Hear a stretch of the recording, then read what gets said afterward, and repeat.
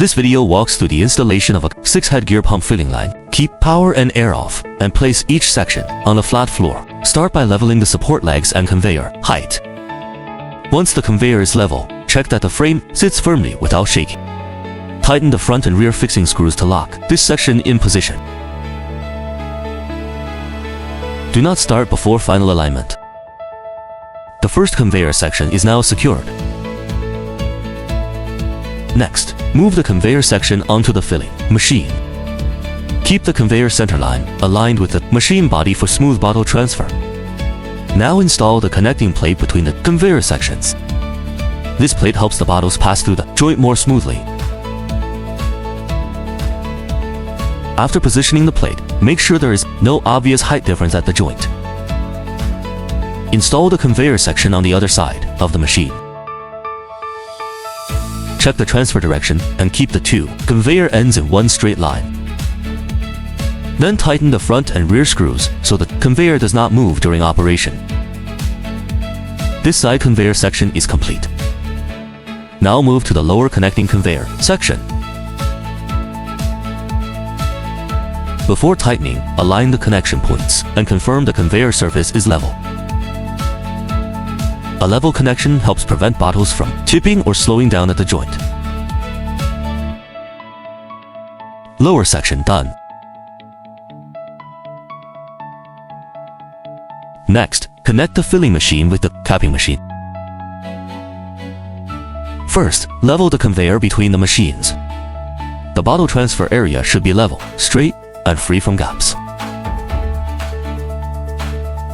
After confirming the height, tighten the front and rear screws on both sides. This keeps the connection stable when bottles move from filling to capping. Continue with the upper connecting conveyor section. Place it carefully, then check the alignment with the main production line. For B2B production use, stable alignment is important for continuous running and fewer bottle jams. Tighten all fixing screws only after the section is straight and firmly supported. Section secured. Now, install the conveyor guardrails. The guardrails guide bottles through the line and help keep them stable. Install one side first, then the matching rail. Connect each guardrail section according to the bottle path. Keep the rail joints smooth so bottles do not get caught at the connection points. After the rail position looks correct, tighten the screws step by step. Check that both sides are straight and parallel before moving to the next section. The goal is smooth bottle guidance without squeezing the container too tightly. Next, install the guardrail adjustment rods. These rods allow the operator to adjust the rail with 4 different bottle sizes. Before fixing the rods, align the holes on the guardrail and bracket. Try to keep the left and right sides at the same position. This makes later width adjustment easier during product changeover. After alignment, tighten the screws and confirm the rails can be adjusted smoothly. Now connect the touchscreen control cable to the capping machine. Push the plug in firmly and check it is secure. Next, connect the air pipe to the capping machine. Avoid sharp bends in the air pipe. Now install the hopper on the filling machine. Align the hopper mounting holes with the machine frame before tightening any screws. Tighten the screws on both sides evenly. Hopper installed. Next, install the 6 product filling hoses, one by one.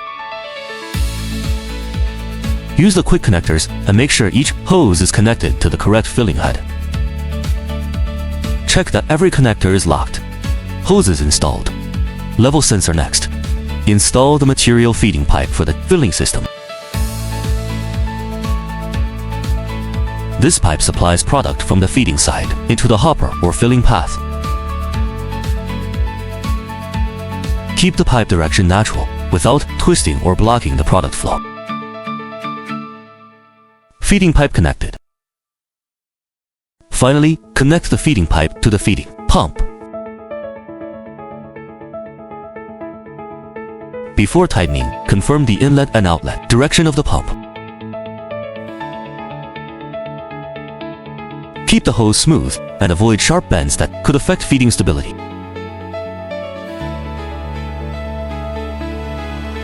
Fasten the connector securely so it will not loosen during production.